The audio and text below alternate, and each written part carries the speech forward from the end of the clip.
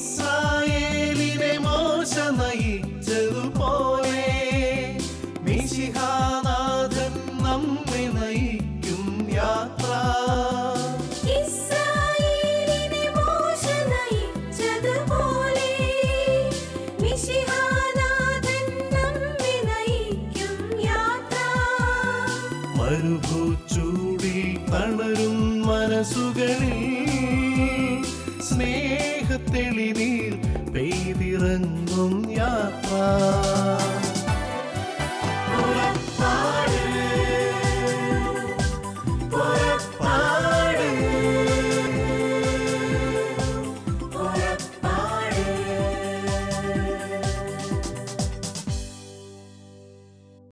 ലോകമെമ്പാടുമുള്ള Shalom TV പ്രേക്ഷകരെ പുറപ്പാടിൻ്റെ പുതിയൊരു എപ്പിസോഡിലേക്ക് സ്നേഹപൂർവ്വം സ്വാഗതം ചെയ്യുന്നു.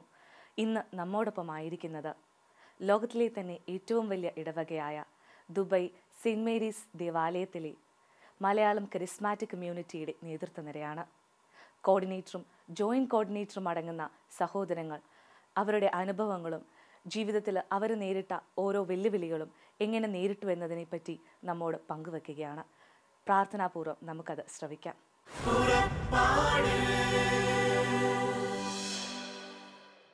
ഇവരെ എല്ലാവരെയും സ്നേഹത്തോടെ സ്വാഗതം ചെയ്യുന്നു. ആദ്യമായി ഞാൻ കോർഡിനേറ്റർ ജോഷി ചേട്ടനിലേക്ക് വരികയാണ്. ജോഷി ചേട്ടാ, സ്വയമേ ഒന്ന് പരിചയപ്പെടുത്തും. എൻ്റെ പേര് ജോഷി മാത്യു. എൻ്റെ സ്വദേശം കോട്ടയം ജില്ലയിൽ ഏറ്റുമാനൂരിനടുത്ത് കാണക്കാരി എന്ന സ്ഥലത്താണ്. പാലാ രൂപതയിൽ രത്നഗിരി സെൻറ് തോമസ് ഇടവാംഗമാണ്. എൻ്റെ വീട്ടുപേര് കുഴിക്കാട്ടിൽ. ആരൊക്കെയുണ്ട് നാട്ടിൽ?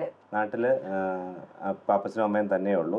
എനിക്ക് ചേട്ടനുണ്ട്. ചേട്ടനും കുടുംബവും താമരശ്ശേരിയിലാണ്. പിന്നെ അനുജനും കുടുംബവും ദുബായിൽ തന്നെയാണ്. ഓക്കെ, എത്ര വർഷമായി ദുബൈയിലേക്ക് കടന്നു വന്നിട്ട്? ദുബായിലേക്ക് വന്നിട്ട് ഇപ്പോൾ 24 വർഷമായി. 24 വർഷമായി ദുബൈയിലാണ്. ഓക്കെ, സാജു ബ്രദറിലേക്ക് ഒന്ന് പരിചയപ്പെടുത്തും. എൻ്റെ പേര് സാജു ജോസഫ്. ഞാൻ മാൻവട്ടം ഞാറക്കാട്ടിൽ കുടുംബാംഗമാണ്. പാലാ രൂപത മാൻവട്ടം ഇടവകയാണ്. ആരൊക്കെയുണ്ട് നാട്ടിൽ? നാട്ടിൽ എൻ്റെ വൈഫും കുട്ടികളും നാട്ടിലാണ്. കൂടാതെ മാതാപിതാക്കൾ 2 പേരും ഉണ്ട്. അപ്പനും അമ്മയും വൈഫും മക്കളും അവിടെയുണ്ട്. ഓക്കെ, നിതീഷ് ഒന്ന് പരിചയപ്പെടുത്തും. ഞാൻ നാട്ടിലെ എറണാകുളം ജില്ലയിലാണ്. വരാപ്പുഴ അതിരൂപതയിലെ കളപ്പശ്ശേരി പത്താമ്പീസ് പള്ളി ഇടവക. വീട്ടുപേര് വലിയ പറമ്പിൽ. വീട്ടിൽ അപ്പച്ചനും അമ്മച്ചിയും ഉണ്ട്. ഇവിടെ ഭാര്യയും 3 മക്കളും ദുബായിൽ താമസിക്കുന്നു. 16 വർഷമായി ദുബായിൽ വന്നിട്ട്. Okay, Mathew brother. എൻ്റെ പേര് മാത്യൂസ് വാഴപ്പള്ളി. വീട് ആലുവയിലാണ്. ചുണങ്ങവേലി ഇടവക, എറണാകുളം അങ്കൽമാലി അതിരൂപത. വീട്ടിൽ ഞങ്ങൾ 6 മക്കളാണ്. അപ്പച്ചനും അമ്മച്ചിയും മരിച്ചുപോയി കുറച്ച് വർഷങ്ങൾക്ക് മുമ്പ്. 6 മക്കളിൽ 5ാമത്തെ ആളാണ് ഞാൻ. എൻ്റെ ജീവിത പങ്കാളി ലിസി, മോൻ അലൻ, അവർ എന്നോടൊപ്പം ഇവിടെ ദുബായിൽ തുടക്കം താമസിക്കുന്നു. എത്ര വർഷമായി ദുബൈയിലേക്ക് വന്നിട്ട്? ദുബായിൽ വന്നിട്ട് ഏകദേശം 20 വർഷമായി. 20 വർഷത്തോളമായി ഇവിടെയുണ്ട്. അപ്പോൾ ലോകത്തിലുള്ള പ്രേക്ഷകർ കാണുമ്പോൾ ഇവരെല്ലാം 20, 18, 25 വർഷമായിട്ട് ഈ മണ്ണിൽ ജീവിക്കുകയും ഇവിടുത്തെ ദേവാലയത്തോടും ശുശ്രൂഷയോടും ചേർന്ന് പ്രവർത്തിക്കുകയും ചെയ്യുന്ന വ്യക്തിത്വങ്ങളാണ്. അവരുടെ ജീവിതത്തിലേക്ക് കൂടുതലായിട്ട് നമുക്ക് കടന്നു വരാം. ജോഷി ചേട്ടാ, ഇവിടെ വന്നിട്ട് ഇത്രയും വർഷങ്ങളായി ഒരു വലിയ വിശ്വാസത്തിൻ്റെ പ്രകടനം നിങ്ങളെല്ലാം ജീവിതത്തിൽ നമ്മൾ എന്നും കാണുന്നുണ്ട്. അപ്പോൾ അതിലേക്ക് അങ്ങനെ ഒരു ഉറച്ച വിശ്വാസത്തിലേക്ക് കടന്നു വന്ന് ഇവിടെ രാവും പകലുമില്ലാതെ ജോലികൾക്കിടയിൽ ദൈവവേല ചെയ്യാൻ ഏൽപ്പിക്കുന്ന, സഭ ഏൽപ്പിക്കുന്ന കാര്യങ്ങൾ സന്തോഷത്തോടെ ഏറ്റെടുത്ത് ചെയ്യണമെങ്കിൽ അതൊരു നിമിഷം കൊണ്ട് വന്ന സംഭവമല്ല. അതിനൊരു പ്രക്രിയ തന്നെയുണ്ട്. അതിന് തീർച്ചയായിട്ടും അതിൻ്റെ കാരണം നമ്മുടെ ജീവിതത്തിലെ ചെറിയ ബാല്യം തുടങ്ങിയുള്ള ദൈവസ്നേഹമാകാം, ദേവാലയത്തോടുള്ള ബന്ധമാകാം. അത് ഒന്ന് പരിചയപ്പെടുത്താമോ? ഞാൻ ചെറുപ്പമായിരുന്നപ്പം മുതൽ, കുട്ടിയായിരുന്നപ്പം മുതൽ ഞാൻ ദേവാലയത്തിൽ ആൾത്താരപാലനായിട്ട് ശുശ്രൂഷ ചെയ്തിരുന്നു. അതുപോലെ പിന്നെ വേദപാഠം പഠിക്കുന്നു. പിന്നെ അതിനോടൊപ്പം തന്നെ ചെറുമിഷനിൽ പ്രവർത്തിച്ചിട്ടുണ്ട്. അപ്പോൾ തുടക്കം പോലെ നമ്മൾക്ക് കുർബാനയോടുള്ള ഭക്തി ഉണ്ടായിരുന്നു, അതിൽ പങ്കെടുക്കുമായിരുന്നു. പിന്നെ വീട്ടിലാണെങ്കിൽ തന്നെ കുടുംബ പ്രാർത്ഥന, മാതാപിതാക്കളോടുള്ള പ്രാർത്ഥന എല്ലാ ദിവസവും ഉണ്ട്. കറക്റ്റ് 7 മണിയാകുമ്പം തന്നെ അപ്പച്ചനും അമ്മയും പ്രാർത്ഥന ചെല്ലാൻ വേണ്ടിയിട്ട് എല്ലാവരും വിളിച്ചിരുന്നു, പ്രാർത്ഥന ചെല്ലും. അപ്പോൾ അങ്ങനെ നമ്മൾ ചെറുപ്പത്തിൽ തന്നെ കൃത്യമായ ചിട്ടയിലൂടെയാണ് മാതാപിതാക്കൾ വളർത്തിയത്. ആ ദേവാലയത്തെ ചുറ്റിപ്പറ്റിയാണ് ചെറുപ്പം കാലം. അതുകൊണ്ടാകാം ഇവിടെ വന്നിട്ട് നമ്മുടെ ജീവിതത്തിന്റെ ഭൂരിഭാഗം സമയവും നമ്മൾ ഈ ദേവാലയത്തിന്റെ വിഷമമില്ലാതെ അതിനോട് നിൽക്കുന്നല്ലേ. തീർച്ചയായിട്ടും. സാജു ബ്രദർ ഒന്ന് പറയൂ, എന്തായിരുന്നു ചെറുപ്പത്തിൽ കിട്ടിയ വിശ്വാസത്തെ ഇന്ന് ചിന്തിക്കുമ്പോൾ എങ്ങനെ നമുക്ക് തിരിഞ്ഞു നോക്കാൻ പറ്റും? ചെറുപ്പത്തിൽ തീർച്ചയായിട്ടും നമ്മൾ ഈ ജോഷേട്ടൻ പറഞ്ഞതുപോലെ കുടുംബത്തിൽ നിന്നുമാണ് നമുക്ക് ആദ്യമായിട്ട് ഈ ആത്മീയത നമുക്ക് കിട്ടുന്നത്. കുടുംബവും പള്ളിയായിട്ടും ദേവാലയമായിട്ടും വളരെ അടുത്ത ബന്ധം പുലർത്തിയിരുന്ന ഒരു കുടുംബമാണ്.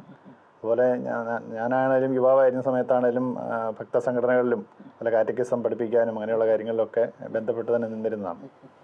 അങ്ങനെ ഒരു ജീവിതത്തിന്റെ ഒരു വലിയ ഉറപ്പ് അവിടുന്ന് കിട്ടിയിട്ടുണ്ട്. നിതീഷ് പറയൂ, കുടുംബത്തിലെ ഒരു ദൈവവിശ്വാസത്തിൽ അപ്പനും അമ്മയും അല്ലെ നമ്മുടെ അവിടുത്തെ ആ ഒരു തുടക്കം ഒന്ന് പറയും. കുട്ടിക്കാലം മുതൽ തന്നെ അൾത്താര ബാലനായിട്ടായിരുന്നു ശുശ്രൂഷ ചെയ്തിരുന്നു. കൂടാതെ ഭക്തസംഘടനകളിലും ജീവകാരുണ്യ പ്രവർത്തനം, വിൻസെൻ്റ് അങ്ങനെയുള്ള സൊസൈറ്റികളിലൊക്കെ അംഗമായിരുന്നു. അപ്പോൾ നാട്ടിലായിരുന്നപ്പോൾ തന്നെ ദൈവം നമ്മളിൽ ഈ വിശ്വാസ ജീവിതത്തിൻ്റെ വിത്തുകൾ നന്നായിട്ട് പാകിയിരുന്നു. കുടുംബ പ്രാർത്ഥന, മാതാപിതാക്കളുടെ അവരുടെ പള്ളിയായിട്ടുള്ള അടുപ്പത്തിലൂടെയൊക്കെ ഞങ്ങളെയൊക്കെ വളർത്തിക്കൊണ്ട് വന്നു. അപ്പോൾ അതൊക്കെ ഒത്തിരി ചെറുപ്പകാലം മുതലേ ദൈവം നമ്മളിവിടെ ഇങ്ങനെ ആക്കി തീർക്കുന്നതിന് ഒരുക്കൽ ആയിരുന്നു എന്ന് ഇപ്പോൾ തോന്നുകയാണ്. ഒത്തിരി ചെറുപ്പകാലത്ത് നമ്മളെ ദൈവം ഇങ്ങനെ വഴി നടത്തി കൊണ്ടുവന്നു. ഇവിടെ ആയപ്പോൾ തീർച്ചയായും ദുബായിൽ വന്നതിന് ശേഷം ഒത്തിരി ദൈവം അന്നിട്ട വിത്തുകളെല്ലാം ഒരുപാട് പരിപോഷിപ്പിച്ചു എന്ന് പറയാം. വളരെ സന്തോഷം അത് കേൾക്കുന്നത് തന്നെ. മാത്യു ബ്രദറിനും കാണും ഒത്തിരിയേറെ ഇവിടെ വരുന്നതിന് മുമ്പുള്ള കാര്യങ്ങൾ കുടുംബത്തിൽ നിന്നും അത് പോയ വഴികളിലൂടെയും ഒന്ന് പങ്കുവയ്ക്കാമോ? എനിക്കും അടിസ്ഥാനപരമായിട്ട് കുടുംബത്തിൽ നിന്ന് കിട്ടിയ വിശ്വാസം അതിനെ പരിപോഷിപ്പിച്ചത് ശരിക്കും പറഞ്ഞാൽ ഞങ്ങളുടെ സ്കൂളിൽ ഞാൻ പഠിച്ച ST സിസ്റ്റേഴ്സിൻ്റെ സ്കൂളിലാണ്. അവരുടെ മദർ ഹൗസാണ് ചുണങ്ങവേലിയിലുള്ളത്. അവരുടെ സ്കൂളിൽ 1ാം ക്ലാസ് മുതൽ പഠിക്കുമ്പോൾ തന്നെ തിരുബാല സഖ്യത്തിലും CLCയിലും മറ്റ് ഭക്തസംഘടനകളിലൊക്കെ പ്രവർത്തിക്കാനായിട്ട് സാധിച്ചു. അതിലൂടെ വിശ്വാസം ശക്തിപ്പെട്ടു. പിന്നീട് വിദ്യാഭ്യാസത്തിനും ജോലിക്കുമായി പുറത്തു പോയപ്പോഴും അവിടെയൊക്കെ പള്ളിയും കുർബാനയും അന്വേഷിച്ച് പോകാനും സജീവമായിട്ട് പ്രവർത്തിക്കാനും സാധിച്ചു. ഞാൻ ആദ്യം പോയത് വിശാഖപട്ടണത്താണ്. അവിടെ ഞങ്ങൾ ഒത്തിരി ദൂരെയായിരുന്നു ഞങ്ങളുടെ ഒരു ദേവാലയം ഉണ്ടായിരുന്നത്. പക്ഷെ ഞങ്ങൾക്ക് അടുത്തൊരു ദേവാലയം അനുവദിച്ച് കിട്ടിയെങ്കിലും അതിന് ഒത്തിരി ബുദ്ധിമുട്ടുകളുണ്ടായിരുന്നു. പക്ഷെ അതിൻ്റെ പ്രവർത്തനങ്ങൾക്ക് വേണ്ടി വളരെയധികം പ്രവർത്തിക്കാൻ സാധിച്ചു. അതിനുശേഷം ബോംബെയിൽ വന്നപ്പോഴും ആദ്യമേ തന്നെ അവിടെയുള്ള ദേവാലയത്തിൽ പോകാനും എല്ലാ കാര്യങ്ങളിലും പ്രത്യേകിച്ച് സമൂഹത്തിന് വേണ്ടി പല കാര്യങ്ങൾ ചെയ്യാനൊക്കെ ആയിട്ട് ദൈവം അനുവദിച്ചു. കല്യാൺ രൂപതയുടെ തുടക്കമായിരുന്നു അത്. ആ രൂപീകരണ സമയത്ത് തന്നെ അവിടെ ദിവ്യബലി ആരംഭിക്കാനും രൂപതയോട് ചേർന്ന് പ്രവർത്തിക്കാനും ദൈവം അനുവദിച്ചു. തുടർന്ന് അവിടെ തന്നെ പല ധ്യാനങ്ങളും താബോർ ആശ്രമത്തിലും അതുപോലെ തോമസ് പോൾ ബ്രദറും കുടുംബത്തോടെ ഉണ്ടായിരുന്നു. തോമസ് പോൾ ബ്രദറിൻ്റെ ധ്യാനത്തിൽ പങ്കെടുക്കാനും തോമസ് പോൾ ബ്രദറിനോട് ചേർന്ന് കുറച്ച് നാൾ പ്രവർത്തിക്കാനൊക്കെ സാധിച്ചു. അതിലൂടെ ആഴമായ വിശ്വാസവും കരിസ്മാറ്റിക് അനുഭവത്തിലേക്കും കടന്നു വരാനായിട്ട് സാധിച്ചു. അപ്പോൾ നമ്മളിവരെ എല്ലാവരെയും കേട്ടപ്പോൾ ഒരു കാര്യം നമുക്ക് മനസ്സിലായി. ഇവരെല്ലാവരും ചെറുപ്പത്തിൽ ഇവരുടെ ജീവിതത്തിലേക്ക് മാതാപിതാക്കന്മാരും സഹോദരങ്ങളും ഒക്കെ പകർന്നു നൽകിയ ദേവാലയത്തോടുള്ള സ്നേഹം അവരെവിടേക്ക് പോയാലും അവിടെ ചെല്ലുമ്പോൾ ദേവാലയം എവിടെയാണെന്നും സഭയ്ക്ക് വേണ്ടി ഞാൻ എന്ത് ചെയ്യണമെന്നുള്ള വലിയ ബോധ്യത്തിലേക്ക് അവരെ നയിച്ച അനുഭവമാണ് നമ്മൾ കേട്ടത്. അടുത്തതായി നമ്മൾ വരികയാണ്. ഇപ്പോൾ ഇവിടെ കരിസ്മാറ്റിക് വലിയൊരു നവീകരണ മുന്നേറ്റം ആഗോളതലത്തിൽ ജൂബിലി വർഷം ആഘോഷിക്കുന്ന സമയത്ത് വലിയ അനുഗ്രഹപ്രദമായിട്ടാണ് ദുബൈയിലെ കരിസ്മാറ്റിക് പ്രാർത്ഥനാ സമൂഹം മുന്നേറിക്കൊണ്ടിരിക്കുക. ലോകത്തിന് തന്നെ ഒരുപക്ഷെ ചിന്തിക്കുകയും മാതൃകയായിട്ട് എടുക്കുകയും ചെയ്തു. UAE തന്നെ ദുബായിൽ ആദ്യമായി തുടങ്ങുകയും ചെയ്തു. അപ്പോൾ ജോഷിയേട്ടാ, കരിസ്മാറ്റിക് അനുഭവത്തിലേക്ക് കടന്നു വരാൻ ഇത് പ്രതീക്ഷിച്ചിരുന്നതാണോ? ഏത് സമയത്താണ് ഇങ്ങനെയൊരു ദൈവിക അനുഭവത്തിലേക്ക് ദൈവം തിരിച്ചുവിട്ടത്? ആ ഒരു അനുഭവം കൂടെ ഒന്ന് പറയാം. ഞാൻ കരിസ്മാറ്റിക് അനുഭവത്തിലേക്ക് വരുന്നതിന് മുമ്പായിട്ട് ഞാനിവിടെ വന്നപ്പം 24 വർഷമായി വന്നിട്ട്. അപ്പോൾ അന്ന് ആഴ്ചയിൽ നമ്മളെല്ലാ ആഴ്ചയിലും ഒരു വെള്ളിയാഴ്ച ദിവസം വന്ന് കുർബാനയിൽ പങ്കെടുക്കുമായിരുന്നു. പിന്നീട് കുറച്ച് കഴിയുമ്പോഴത്തേനും നമുക്ക് എല്ലാ ദിവസവും രാവിലെ വരാനായിട്ട് തുടങ്ങി. അന്ന് തുടക്കത്തിൽ 6:30 ഒരു കുർബാനയേ ഉണ്ടായിരുന്നുള്ളൂ. അപ്പോൾ അതിന് പങ്കെടുക്കുമായിരുന്നു. പിന്നീടാണ് അങ്ങനെ കരിസ്മാറ്റിക് കൂട്ടായ്മയിലേക്ക് വരാനായിട്ട്, അത് മറ്റുള്ള വ്യക്തികൾ വഴിയാണ് ഞാൻ കരിസ്മാറ്റിക് കൂട്ടായ്മയിലേക്ക് വരുന്നത്. മറ്റു വ്യക്തികൾ നമ്മളോട് പറഞ്ഞു ഇങ്ങനെ പ്രാർത്ഥനയുണ്ടെന്ന് പറഞ്ഞു അല്ലേ? അപ്പോൾ എൻ്റെ ചോദ്യം, ആ സമയത്തൊക്കെ ഈ പ്രാർത്ഥനയെ ആദ്യമായിട്ട് ചെന്നപ്പോഴൊക്കെ സ്വീകരിക്കാൻ പറ്റിയിരുന്നോ? ഒരുപക്ഷെ ആദ്യം ചെല്ലുമ്പോൾ കരസ്മാറ്റിക് അനുഭവത്തിലേക്ക് പെട്ടെന്ന് കിടക്കാൻ ഇച്ചിരി ബുദ്ധിമുട്ട് വരും. അവിടെ കൈയടിക്കുന്നു, പാടുന്നു, സ്തുതിക്കുന്നു അല്ലേ. അപ്പോൾ നാട്ടിൽ നിന്ന് അങ്ങനെ ഒരു അനുഭവം അധികം അനുഭവിച്ചിട്ടില്ല. അപ്പോൾ പെട്ടെന്ന് ഇവിടുന്ന് വന്നപ്പോൾ ഇതിനെ എങ്ങനെ സ്വീകരിക്കാൻ പറ്റി? എനിക്ക് ഇവിടെ വന്നപ്പം കരിസ്മാറ്റിക് പ്രാർത്ഥനയോട് എനിക്ക് വലിയ താല്പര്യമില്ലായിരുന്നു. കാരണം പലരും എന്നെ വിളിച്ചിരുന്നു, പല കൂട്ടായ്മകളിൽ നിന്ന് തന്നെ വിളിച്ചിരുന്നു. അപ്പോൾ ഞാൻ പറഞ്ഞു കരിസ്മാറ്റിക്കിനോട് താല്പര്യമില്ല, ഞാൻ വരുന്നില്ല എന്ന് പറഞ്ഞു. പിന്നെയും ഇങ്ങനെ ഞാൻ എല്ലാ ദിവസവും രാവിലെ പള്ളി വരുമ്പോൾ വേറൊരു ഫാമിലി ഇതുപോലെ വരുമായിരുന്നു, പൗലോസ് ചേട്ടനും കുടുംബവും. അപ്പോൾ അവരൊരു ദിവസം എന്നെ സെൻറ്റ് മേരീസ് പള്ളിയുടെ മുന്നിൽ വെച്ച് എന്നെയും ജീവിത പങ്കാളി ബിന്ദുവിനെയും കൂടെ അവർ രണ്ടുപേരും കൂടെ നിർബന്ധപൂർവ്വം പറഞ്ഞു, ഇങ്ങനെ ഞാനന്ന് അൽഷാബിലാണ് താമസിച്ചുകൊണ്ടിരുന്നത്, അൽഷാബിലൊരു പ്രയർ ഗ്രൂപ്പുണ്ട്, അതിലേക്ക് കടന്നു വരണമെന്ന് പറഞ്ഞു. അപ്പോൾ എന്തോ ആ ഒരു ക്ഷണം എനിക്ക് നിരസിക്കാനായിട്ട് തോന്നിയില്ല. അങ്ങനെയാണ് ഞാൻ ആദ്യമായിട്ട് ഒരു 15 വർഷം മുമ്പ് പ്രാർത്ഥനാ കൂട്ടായ്മയിലേക്ക് ഇവിടെ കടന്നു ചെല്ലുന്നത്. ഇതിൽ നിന്ന് നമുക്ക് മനസ്സിലാക്കാവുന്ന ഒരു കാര്യം, ഒരുപക്ഷെ കരസ്മാറ്റിക് എന്ന് പറഞ്ഞതിനെ ഇഷ്ടപ്പെടാത്ത വ്യക്തിത്വങ്ങളെ പോലും, കാരണം അറിയില്ല അവിടുത്തെ പ്രാർത്ഥന എന്നത് ഇതെന്തിനാ ഇങ്ങനെ ആവശ്യമില്ലല്ലോ എന്ന് ചിന്തിക്കുന്നിടത്തുനിന്ന് ഇന്ന് ഈ ദുബായ് സെൻറ്റ് മേരീസ് ദേവാലയത്തിൻ്റെ കരസ്മാറ്റിക് പ്രാർത്ഥനയുടെ കോർഡിനേറ്ററാക്കി ദൈവം മാറ്റിയിരിക്കുന്നു. അത് അത്രയേറെ ദൈവത്തിൻ്റെ പദ്ധതികൾ മനുഷ്യന് ചിന്തിക്കുന്നതിനപ്പുറമാണെന്ന് ഉള്ളതിൻ്റെ ഒരു തെളിവാണ് നമ്മുടെ ജീവിതം അല്ലേ. ഒരുപക്ഷെ ഒരു പ്രാവശ്യം ജോഷിച്ചേട്ടൻ ഷെയർ ചെയ്തൊരു അനുഭവം ഞാനിങ്ങനെ ഓർക്കുകയത്, ബൈബിളൊക്കെ പിടിച്ചു പോകുന്നത് ഓർക്കുമ്പോൾ എനിക്ക് എന്തോ പോലെയായിരുന്നു. ഇന്ന് ബൈബിള് പിടിച്ച് പഠിക്കാനും അത് പ്രസംഗിക്കുന്നവരെ പ്രോത്സാഹിപ്പിക്കാനും അവരെയും കൊണ്ട് പോകാനും ആ അനുഭവമൊക്കെ ഇന്ന് എന്തായിട്ട് തോന്നുന്നു? എത്രയധികം വളർത്തി ദൈവം. അതുപോലെയാണ്. അതാണ് ആദ്യമായിട്ട് ഞാൻ കല്യാണം കഴിച്ചിട്ട് ഞാനും ജീവിത പങ്കാളിയും കൂടെ ഒരു ദിവസം ഇങ്ങനെ ഏറ്റുമാനൂടെ നടന്നു പോയപ്പോൾ ജീവിത പങ്കാളിയുടെ ഒരു പുസ്തകം ഞാൻ കൈ പിടിച്ചിരുന്നു. അപ്പം കല്യാണം കഴിച്ചപ്പം എൻ്റെ ജീവിത പങ്കാളി പ്രാർത്ഥനയിലൊക്കെ കൂടുതൽ സജീവമായിട്ടുള്ളൊരു വ്യക്തിയാണ്. അപ്പോൾ എൻ്റെ കൂട്ടുകാരെ അവിടെ നിൽപ്പുണ്ടായിരുന്നു ഏറ്റുമാനൂർ. അപ്പോൾ അവരെന്നോട് പറഞ്ഞു, അവൻ കല്യാണം കഴിഞ്ഞപ്പോഴത്തേനും ബൈബിള് പിടിക്കാൻ തുടങ്ങിയെന്ന് പറഞ്ഞു. അപ്പം അതെനിക്കൊരു അന്നേരം എനിക്കൊരു വിഷമമായിട്ട് തോന്നി. അപ്പം ഞാൻ ആ പുസ്തകം ജീവിത പങ്കാളിയുടെ കൊടുത്തു. പക്ഷെ അത് കഴിഞ്ഞപ്പോഴാണ്, ഇവിടെ വന്നു കഴിഞ്ഞപ്പോഴാണ് ദൈവം നമ്മളെ ബൈബിള് പിടിപ്പിച്ച് അടങ്ങുള്ളൂ ദൈവം തീരുമാനിച്ചു. അതാണ് നമ്മുടെ ദൈവം. ഒരുപക്ഷെ നമ്മൾ ഓർത്ത വഴിയിൽ നിന്നൊക്കെ തിരിച്ചുവിടുന്ന ഒരു ദൈവമല്ലേ. ഇനിയും കൂടുതൽ ഒത്തിരിയേറെ അനുഭവങ്ങളിലേക്ക് വിടാം. സാജി ബ്രദർ, ഈ കരസ്മാറ്റിക്കിൻ്റെ അനുഭവത്തിലേക്ക് എന്നാണ് കടന്നു വന്നത്? എന്ത് അനുഭവമായിരുന്നു അത് ജീവിതത്തിൽ? നാട്ടിലെ നായ്ക്കമ്പറമ്പിലച്ഛൻ്റെ ധ്യാനങ്ങൾ 90-കളിലൊക്കെ ധ്യാനങ്ങളിലൊക്കെ പങ്കെടുത്തിരുന്നു. കാരണം കരിസ്മാറ്റിക്കിനോട് ഞാനൊരു വിരോധിയായിരുന്നു എന്ന് പറയാൻ പറ്റില്ല. കോട്ടയം നാഗമ്പടം മൈതാനിയിലൊക്കെ ധ്യാനം നടക്കുമ്പോൾ അതിൽ പങ്കെടുത്തിരുന്നു. ഇവിടെ വന്നതിന് ശേഷം ഞാൻ പള്ളിയിൽ നിന്ന് കുറച്ച് ദൂരെയായിരുന്നു. അപ്പം അൽക്കൂസിലാണ് ഞാനന്ന് താമസിച്ചിരുന്നത്. അപ്പം അവിടെ കരിസ്മാറ്റിക് കൂട്ടായ്മകളൊന്നും ഉള്ളതായിട്ട് അറിയത്തില്ലായിരുന്നു, കൂടുതൽ ബന്ധങ്ങളില്ലായിരുന്നു. പള്ളിയിലെ ആഴ്ചയിൽ കുർബാനയ്ക്ക് വരുമെന്നുള്ളതല്ലാതെ കൂടുതൽ ബന്ധങ്ങൾ ഉണ്ടായിരുന്നില്ല. പിന്നീട് കല്യാണമൊക്കെ കഴിച്ച് വൈഫും ഒക്കെ വന്ന് 2003-ലാണ് ശരിക്കും ഞങ്ങളൊരു കരിസ്മാറ്റിക് കൂട്ടായ്മയിൽ ആദ്യമായിട്ട് പോകുന്നത്. 14 വർഷമായി. അതെ അതാണ് ഇപ്പോൾ പോകുന്നത്. അപ്പോൾ അത് ചെന്നതിനും ഒരു കാരണമുണ്ട്. എൻ്റെ മൂത്ത കുഞ്ഞിന് വലിയൊരു അസുഖം വന്ന് ഹോസ്പിറ്റലിൽ അഡ്മിറ്റായിരുന്നു. 1 മാസത്തോളം ഹോസ്പിറ്റലിൽ അഡ്മിറ്റായി. അങ്ങനെ ആ സമയത്ത് പലരും നമുക്ക് വേണ്ടി പ്രാർത്ഥിക്കാൻ തയ്യാറായി. അപ്പം അങ്ങനെയാണ് നമ്മൾ ഇങ്ങനെ ഒരു പ്രാർത്ഥനയുണ്ടെന്നും കൂട്ടായ്മ ഉണ്ടെന്നും ഒക്കെ മനസ്സിലാക്കി അതിലേക്ക് കടന്നു ചെല്ലാനുള്ള ഒരു സാഹചര്യം ഒരുങ്ങിയത്. അത് ഒരു വലിയ സന്ദേശമാണ് നമുക്ക്. ചില സമയങ്ങളിൽ ചില തകർച്ച അല്ലെ രോഗം, അത് അന്നേരം നമ്മോടൊപ്പം ഉണ്ടായിരുന്ന പ്രാർത്ഥിക്കുന്ന കുറേ മനുഷ്യർ അവർ നമ്മളെ വല്ലാണ്ട് അട്രാക്ട് ചെയ്യും. അപ്പോൾ ആ സമയത്ത് ദൈവമാണല്ലോ ഉണ്ടായിരുന്നുള്ളൂ, ഈ പ്രാർത്ഥിക്കുന്നവരും അല്ലേ ഉള്ളൂ എന്നുള്ള ചിന്ത നമ്മളെ ദൈവത്തെയും ഇവരെയും സ്നേഹിക്കാനാണ് വരുത്തും. അപ്പോൾ അത് ഒരു പക്ഷേ ആ രോഗം ഇന്ന് വലിയ ദൈവം ഈ ദേവാലയത്തിൻ്റെ കരസ്മാറ്റിക്കിൻ്റെ ട്രഷറായിട്ട് ദൈവം വർഷങ്ങളായി, അതുപോലെ ലേ മിനിസ്റ്ററായി, അപ്പം ദൈവത്തിൻ്റെ വലിയ ശുശ്രൂഷകളിലേക്ക് എടുത്തു ഉയർത്താനുണ്ടായിരുന്ന ഒരു കുഞ്ഞ് സമ്മാനമായിരുന്നു ആ രോഗം എന്ന് ഇപ്പം ചിന്തിച്ചാൽ. തീർച്ചയായിട്ടും നിതീഷിലേക്ക് കടന്നു വരാം. നിതീഷിന് എന്നാണ് നിതീഷ് ഒത്തിരിയേറെ കാര്യങ്ങൾ പറയാനുണ്ട്, എന്നാൽ കരസ്മാറ്റിക് അനുഭവത്തിലേക്ക് ദൈവം ഏത് സമയത്താണ് വിളിച്ച് ഉയർത്തിയത്?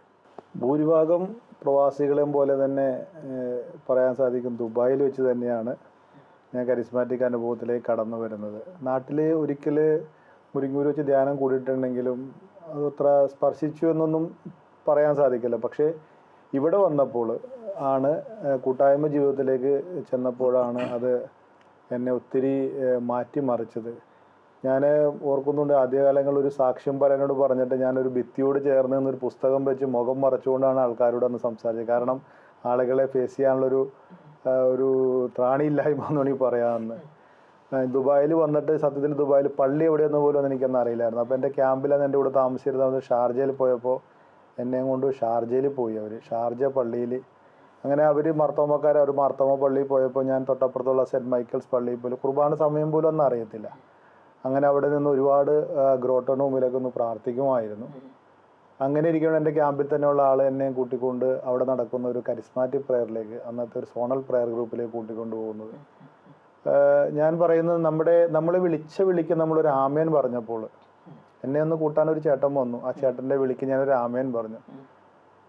ലക്ഷ്യേച്ചി അന്ന് മുതൽ ആ വിളിച്ച ആമേന് ദൈവം എൻ്റെ കൂടെ നടക്കുകയാണ്. നമ്മളെ ഇത്രത്തോളം ദൈവം കൊണ്ട് നടക്കുന്നത് ഈ ഒരു കരിസ്മാറ്റിക് സമൂഹത്തിലൂടെ ദൈവം ഇങ്ങനെ വളർത്തുന്ന ആ ഒരു ആമേൻ രസ്മൂളലിന് ദൈവം നൽകുന്ന ഒരു ഇതാണ് സന്തോഷത്തോടെ ഇപ്പോൾ ജീവിക്കാൻ സാധിക്കുന്നത്. ഞാൻ ഈ ഇരിക്കുന്ന ബ്രദേഴ്സിനേക്കാൾ ഉപരി ഞാൻ ചേട്ടാ എന്ന് വിളിക്കുന്നവരെ. കാരണം ബ്രദേഴ്സ് വിളിക്കുമ്പോൾ ഒരു അകലം തോന്നിയേക്കാം, പക്ഷേ സാഹി ചേട്ടാ, ജോഷി ചേട്ടാ എന്നൊക്കെ വിളിക്കും. അങ്ങനെ നമ്മുടെ ഇവിടുത്തെ കരിസ്മാറ്റിക് കൂട്ടായ്മയിലുള്ള എല്ലാ ചേട്ടന്മാരും ഒരു കുടുംബം എന്നോണം വളരെ സന്തോഷത്തോടെ കടന്നു പോകുന്നു. അത് വലിയൊരു ദൈവം നൽകുന്ന ഒരു ഭാഗ്യമായിട്ടാണ് കാണുന്നത്. നാട്ടിൽ കിട്ടാത്ത, സത്യം പറഞ്ഞ നാട്ടിൽ കിട്ടാത്ത ഒരു സന്തോഷവും സാഹോദര്യവും വളരെ അനുഭവിച്ചുകൊണ്ടിരിക്കുന്ന വളരെ സന്തോഷം അത് കേൾക്കുന്നതിൽ.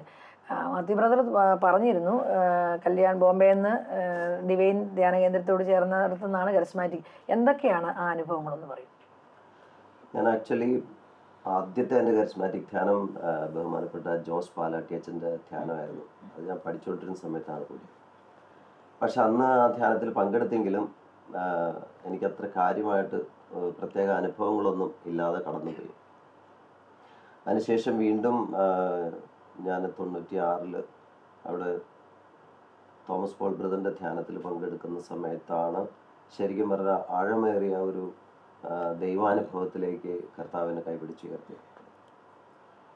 അതിനുശേഷം ഡിവൈനിൽ താബോർ ആശ്രമത്തിലും ധ്യാനം കൂടി. അതിലൂടെ കൂടുതൽ കൃപകളും അനുഗ്രഹങ്ങളൊക്കെ കർത്താവ് തന്നു. പിന്നീട് ദുബായിലേക്ക് കടന്നു വന്ന ആ ദിവസം മുതൽ എനിക്ക് തോന്നുന്നു വന്നത് ഒരു വ്യാഴാഴ്ചയാണ് എന്ന് എനിക്ക് തോന്നുന്നു. പിറ്റേ ദിവസം വെള്ളിയാഴ്ച അവിടെ കരാമയിൽ, അന്ന് ഞാൻ വന്നത് കരാമ എന്ന സ്ഥലത്തായിരുന്നു. കരാമയിൽ പ്രെയർ ഉണ്ടായിരുന്നു, സോണൽ പ്രെയർ ഉണ്ടായിരുന്നു. ആ പ്രെയർ കൂട്ടായ്മയിൽ പിറ്റേ ദിവസം മുതൽ തന്നെ ആ പ്രാർത്ഥന കൂട്ടായ്മയിൽ ചേർന്ന് പ്രവർത്തിക്കാനായിട്ട്, അല്ലെങ്കിൽ ആ കൂട്ടായ്മയിൽ ചേർന്ന് പ്രാർത്ഥിക്കാൻ എനിക്ക് അവസരം ലഭിച്ചു.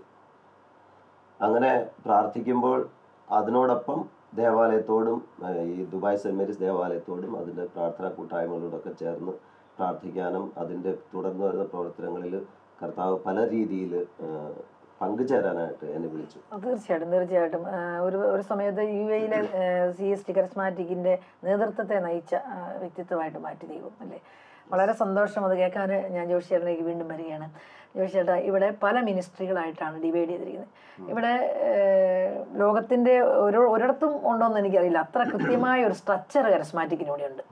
ആ ദേവാലയവും സ്പിരിച്വൽ ഡയറക്ടറും അല്ലെങ്കിൽ ആ മിനിസ്ട്രിയോടും ചേർന്ന് പ്രവർത്തിക്കുന്ന പ്രവർത്തനങ്ങളെ ഇവിടെ ഉള്ളൂ. അപ്പോൾ എന്തെല്ലാം മിനിസ്ട്രിയാണ് ലോകത്തിന് മറ്റുള്ള കേൾക്കുന്ന വ്യക്തികൾക്ക് വേണ്ടി കോർഡിനേറ്റർ എന്നുള്ള നിലയ്ക്ക് ജോഷിയേട്ടനൊന്ന് പറയൂ, ഏതെല്ലാം മിനിസ്ട്രിയും എന്തെല്ലാം കാര്യങ്ങളും ഈ കരിസ്മാറ്റിക്കിൻ്റെ പിന്നിൽ പ്രവർത്തിക്കുന്നുണ്ട്? ഇവിടുത്തെ ദുബായിലെ ഒരു സിസ്റ്റം എന്ന് പറഞ്ഞു കഴിഞ്ഞാൽ നമ്മൾ 20 പേരുടെ ഒരു കോർ ടീമാണ്. അതിൽ 4 പേര്, ഞങ്ങൾ 4 പേരുണ്ട്.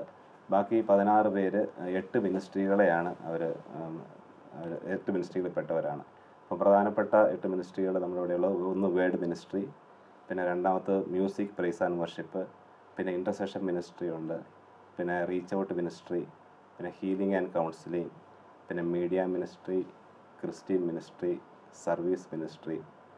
ഇങ്ങനത്തെ 8 മിനിസ്ട്രികളാണ് നമുക്കിവിടെ ഉള്ളത്.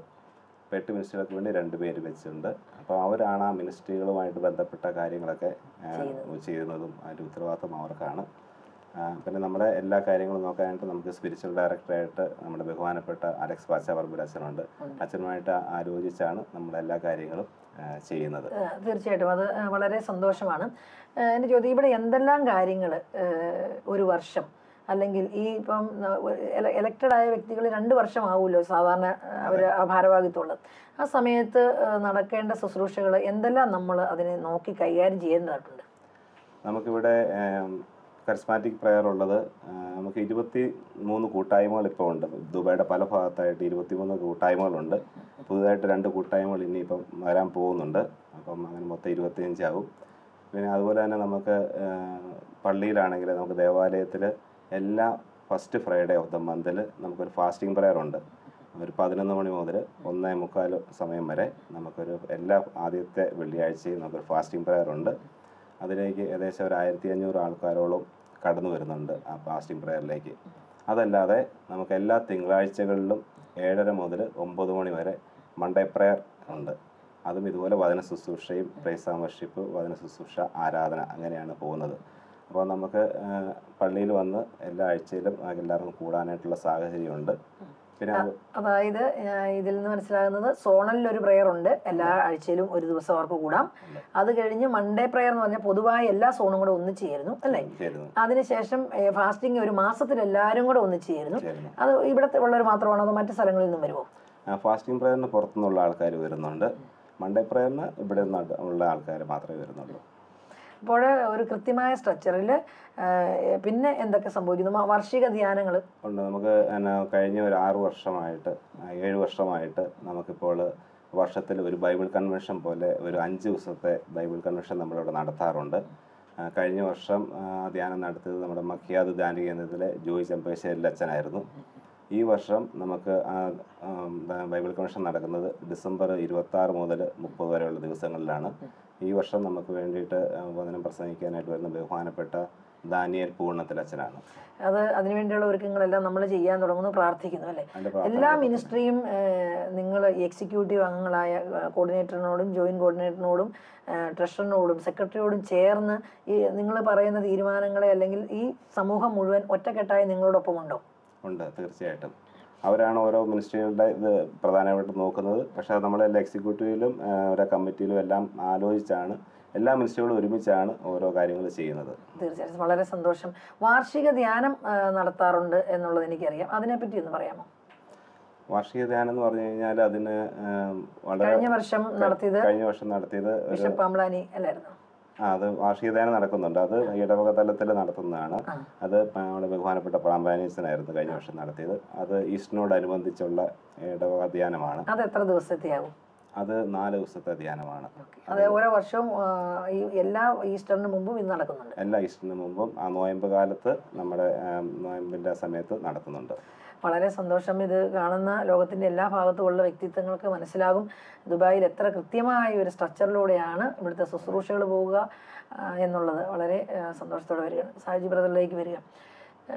ഇപ്പോൾ ജബിലാലി ദേവാലയത്തിൽ ലേ മിനിസ്റ്ററായിട്ട് ശുശ്രൂഷ ചെയ്യുന്നുണ്ട്.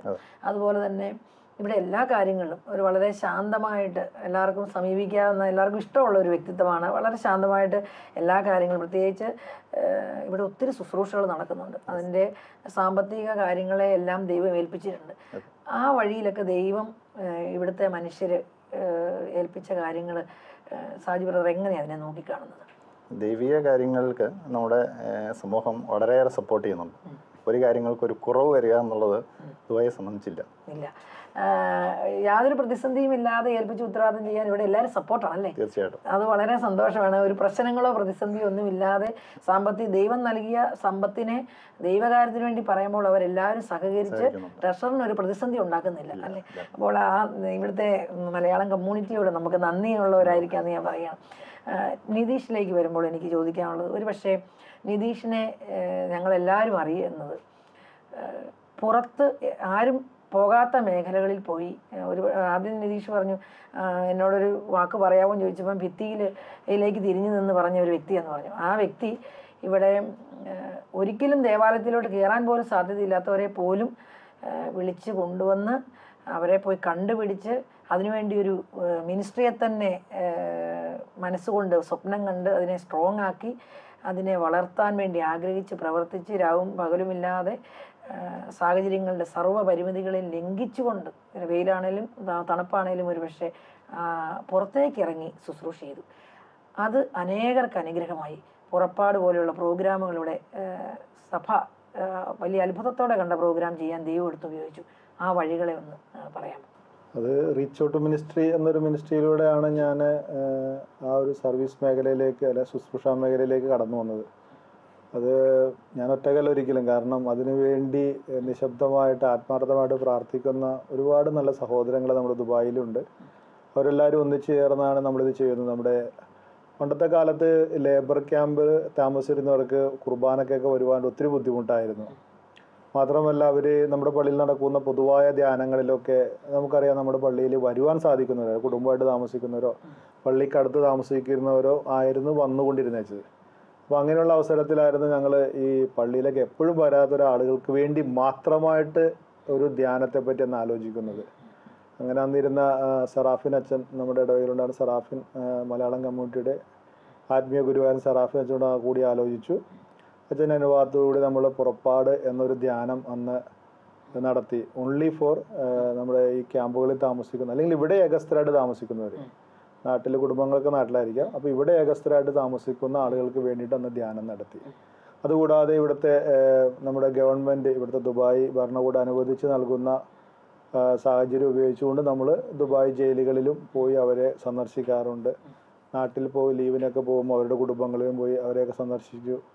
അവരോട് നമ്മളിവരെ കണ്ട കാര്യങ്ങളും ഒത്തിരി കാര്യങ്ങളൊക്കെ പങ്കുവച്ചു. അപ്പോൾ അവർക്ക് കാണാത്ത ആളുകൾക്ക് തങ്ങളുടെ ജീവിതത്തിൻ്റെ തുണയെ അല്ലെങ്കിൽ കണ്ടിട്ട് വന്ന ഒരാളോട് നേരിട്ട് സംസാരിക്കുമ്പോൾ ഒരു റിലീഫൊക്കെ ഭയങ്കര വലുതായിരുന്നു. അത് വളരെ സന്തോഷത്തോടെ അഭിമാനത്തോടെ ഞങ്ങൾ കേൾക്കുകയാണ്. കാരണം ഒരുപക്ഷെ ചെയ്തതോ ചെയ്യാത്തതോ അല്ലെങ്കിൽ ഒരാൾ പറ്റിച്ചതോ വഞ്ചിക്കപ്പെട്ടതോ ഒക്കെ ആയിട്ട് ഇവിടെ ജയിലിൽ കിടക്കുന്ന വ്യക്തിത്വങ്ങളുണ്ട്. അവരെ ഒന്ന് കണ്ടിട്ട് ആ നാട്ടിൽ ചെന്ന് ഞാൻ കണ്ടു, അവർ സുഖമായിട്ടിരിക്കുന്നു, കുഴപ്പമില്ല, ഞങ്ങളൊക്കെ ഉണ്ട് എന്ന് പറയുമ്പോൾ അന്യരാജ്യത്ത് ഒറ്റപ്പെട്ട് കിടക്കുന്ന ഭർത്താവിനെയോ ആങ്ങളെയോ ഒക്കെ ഓർത്ത് കരയുന്ന, അല്ലെങ്കിൽ മകനെ ഓർത്ത് കരയുന്ന ആ വ്യക്തിത്വങ്ങൾക്ക് കിട്ടുന്ന ആശ്വാസം അത് നമുക്ക് പറഞ്ഞറിയിക്കുന്നതിന് ഒത്തിരി അപ്പുറത്താണ്.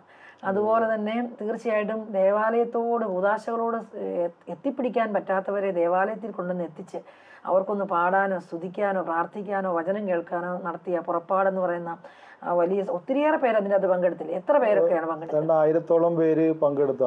അന്ന് ധ്യാനം നടന്നപ്പോൾ അച്ഛൻ ചോദിച്ചു, നമ്മുടെ ഇടവകയിൽ അച്ഛൻ ചോദിച്ചു, ആദ്യമായിട്ട് ദേവാലയത്തിൽ കടന്നു വരുന്നവർ. അന്ന് ഏകദേശം ഒരു 600-ന് മേലെ ആളുകൾ ആദ്യമായിട്ട് ദുബായ് പള്ളിയിൽ കടന്നു വന്നിരുന്ന പേരിൽ കൈവക്കി. അവരാദ്യമായിട്ടാണ് ദേവാലയത്തിലേക്ക് കടന്നു വരുന്നത്. അപ്പോൾ നമുക്ക് ഈ പുറപ്പാട് ധ്യാനത്തിന് വേണ്ടി നാട്ടിൽ നിന്ന് ഒരു വൈദികൻ വരും മിക്കവാറും എല്ലാ വർഷവും. ആ വൈദികൻ അവരോടൊത്തായിരിക്കുകയും അവരോട് കുമ്പസാരിപ്പിക്കുകയും കൗൺസിലിംഗ് നടത്തുകയും അവരുടെ കൂടെ പ്രാർത്ഥിക്കുകയും അവർക്ക് വേണ്ടതെല്ലാം നൽകിക്കൊണ്ട് ഒരു മാസത്തോളം അവരുടെ കൂടെ ആയിരിക്കും എപ്പോഴും. അപ്പോൾ അത് തന്നെ അവർക്ക് ഭയങ്കര ഒരു റിലീഫാണ്. കാരണം അവരെ സംബന്ധിച്ചോളം അവർ വിചാരിക്കുന്നതെന്ന് വെച്ചാൽ ആരാലും തേടി വരാനില്ലാത്ത ഞങ്ങളെ തേടിക്കൊണ്ട് സഭ അല്ലെങ്കിൽ ദൈവത്തിൻ്റെ സ്നേഹം ഞങ്ങളുടെ ഇടയിലേക്ക് വന്നു. അതാണ് അവർ നോക്കിക്കാണുന്നത്. അത് ഒത്തിരി അവർക്കൊരു ഒരു ആശ്വാസമാണ്, ഒരു തണലാണ് അവർക്ക്. തീർച്ചയായിട്ടും സ്നേഹം നിറഞ്ഞ സഹോദരങ്ങളെ, ജീവിതത്തിൻ്റെ വഴികളിലൂടെ ദൈവസ്നേഹം പകർന്നു നൽകുന്ന ഈ വ്യക്തിത്വങ്ങളുടെ അനുഭവങ്ങൾ അവർ പറഞ്ഞു തീർന്നിട്ടില്ല.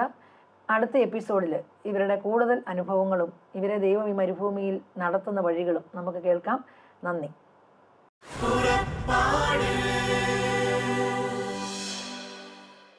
ഈ പ്രോഗ്രാമിനെ കുറിച്ചുള്ള നിങ്ങളുടെ വിലയേറിയ അഭിപ്രായങ്ങളും നിർദ്ദേശങ്ങളും ഇമെയിലിലൂടെ ഞങ്ങളെ അറിയിക്കുക.